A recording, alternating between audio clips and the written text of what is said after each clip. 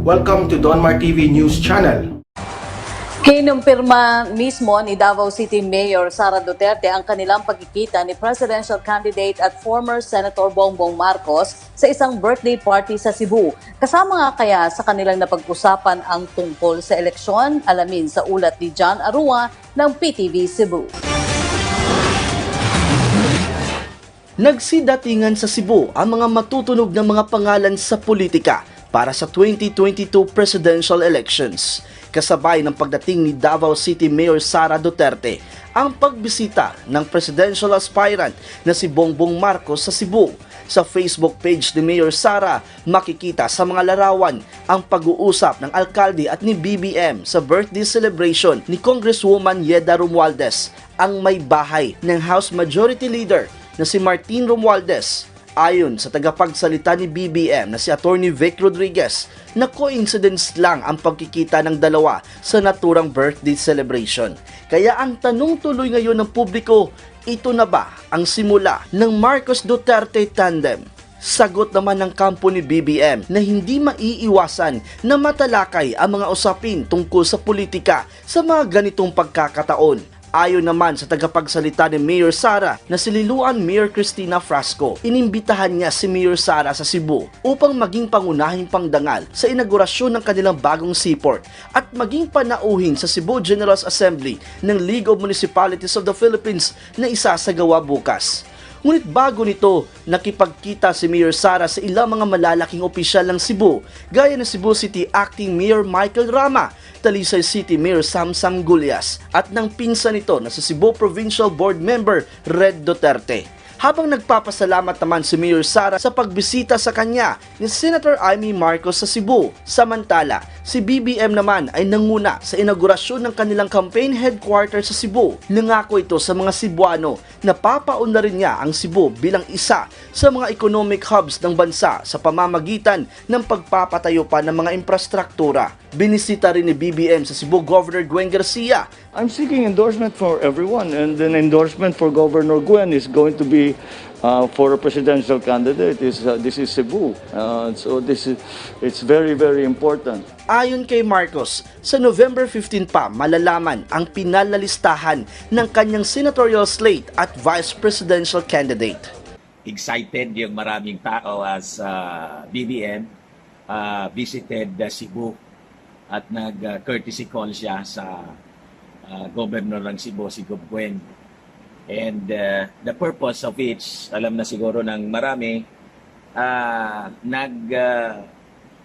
pasinaya, opening niya mga kababayan ng headquarters niya sa Cebu para sa presidential campaign. So makikita po natin yung pace ng kampanya of the candidates of the of the many presidential candidates, kasi hindi lang 6 sila, marami pang iba. Si BBM, makikita natin na napaka-aggressive sa sa kanyang kampanya, and ready niya. Una yung sa Mandaluyong, yung iba wala pa, no? Kahit si Lomi wala pa din, kahit si Ping na nauna na nag-launch mga kababayan ng candidacy. Makikita ninyo ngayon kung sino ang pinaka-active and most prepared of all presidential candidates, mga kababayan. So pumunta siya sa Cebu and sinalubong siya ng napakaraming mga tao doon. Makikita naman po ninyo sa mga videos. And another development, yung mayor ng Davao, pumunta rin ng Cebu, si Daya. Ano kaya yung purpose niya doon? This is the report from Inquirer.net. Sara All 2022, sabi ko sa inyo. Hanggang hindi November 15 po. The substitution may happen, mga kababayan, very, very soon. Si Bato, pwedeng palitan, pwede din si Bongo. Dalawa. Look, Davao Mayor Sara Duterte arrives in Cebu on Friday wearing a jacket with the message Sara All 2022. Sige pa doon na. Si BBM solid. Survey mga kababayan dito sa pa-survey ni Hidarian. Ito. Dilawan ito. Yung columnist sa inquiry na si Hidarian, talo yung dilaw. Run away. Mga kababayan yung boto. Ito nga po, tingnan ninyo. This was, published by Bobby Tiglao. Oh. Ano sabi rito?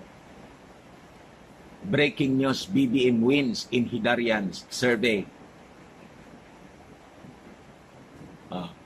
4-1 over Vice President Leni Robredo. Oh. Ilan dito mga kababayan yung boto niya, no? 139,000 yung bumoto kay Bongbong Marcos. Kay Leni, 34,000. You see? 4-1, 4 na boto kay, yun ang ratio, 4 na boto kay Bongbong Marcos. Ngayon, tingin ko po yung mga dilawan po, panic mode na sila. Decision ng mga kababayan, tawag doon.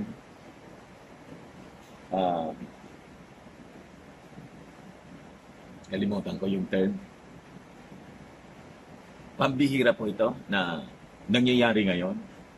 Itong totoong respect ng taong bayan nang dayain si Bongbong Marcos sa pagka-Vice President in 2016. Ito yung respect. Inis na kasi yung tao.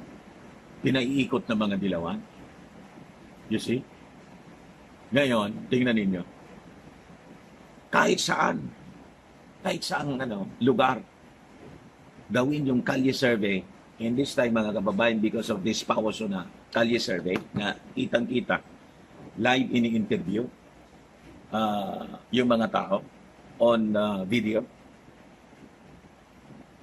Yung mindsetting na ginagawa po ng mainstream media will be totally destroyed. Pati yung survey ng mga kilalang survey firm tulad ng False Asia, wala na yun. False na talaga yun. Wala nang, di na yun paniniwalaan. Pati yung social bad weather, di na yun paniniwalaan. Hindi man nakikita yung tinatanong nila Kontrolado na nagsisurvey. Kontrolado ng mga may-ari. Other than, mga kababayan, alam natin na dilawang mga companies po ito. Hawak ng mga oligarchs. You see? But ito, taong bayan yung nagsasagawa. Mga vloggers. You see? At nakikita, binibidyo. Nakikita yung bawat boto, mga kababayan na binibigay sa mga kandidato.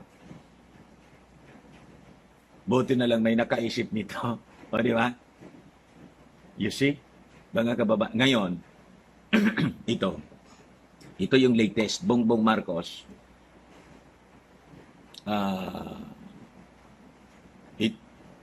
Ang tawag dito? Ito yung balita sa Inquirer. Sabi rito, Bongbong, running mate falls slate out after November 15 amid possible substitutions. Kakaiba ito. Oh, sino kaya yung katandem niya? Is it BBM Sara or somebody? Yeah. Basahin natin yung balita. Former Senator Bongbong Marcos said on Friday that he and his camp would have to wait until November 15 to announce the full slate for the 2022 national elections, including his running mate, due to substitution possibilities. So kahit sila, nagbabantay sila kung ano yung mangyayari by November 15. Kasi tulad ng nasa isip natin, that Sara would, run. Sara, run pa rin. Kasi alam na natin yung strategy ng mga Duterte. Yun nga. Mahilig sila na sa surprise attack. Ngayon, hindi na siya surprise attack. Alam na. Di ba? In an ambush interview on Friday, Marcos also said they have names in mind but cannot divulge them because their slate may still change due to the substitution mechanism. Meron na. Sino kaya? Is it possible na si Gwen pinuntahan niya, no? Pinuntahan ni Bongbong Marcos? Pwedeng magbago rin. If it is possible to Inday Sara Gobguen who is running for re-election in Cebu province could run for vice president katandem ni kasi under the law mga kababayan basta may kapartido among the nag-file sa pagka vice president baka may hindi tayo alam na pangalan. Tulad no ni Dino, Martin Dino, bigla na lang, nag-file a known candidate. Baka ngayon ganun din. Then all of a sudden, yung vice president na nag-file na pinalitan ni Gwen Garcia. Is it possible? All is possible. Di ba? Hindi natin alam. Secret mo na kasi yun ang ginagawang strategy ng mga Duterte. You see? So, posible din na, siyempre, sabi ko nga, yung mga Marcos po, seasoned politician po. Di ba? Sabi rito, kaya't siguro, ang pinakamagandang mangyari is that, what will really happen is that November 15, ma-finalize na namin. Kasi, after November 15, maliwanag na kung sino ang kandidato, sino ang tutuloy, sino ang hindi. Sabi po ni Bongbong Marcos. Marcos said, they have listed names who should have been part of their senatorial slate, but some of them did not file their certificate of candidacy. We asked to name these people, when asked to name these people, he refrained from mentioning anyone. He said he prefers to announce them after November 15. So, marami tayong aabangan po.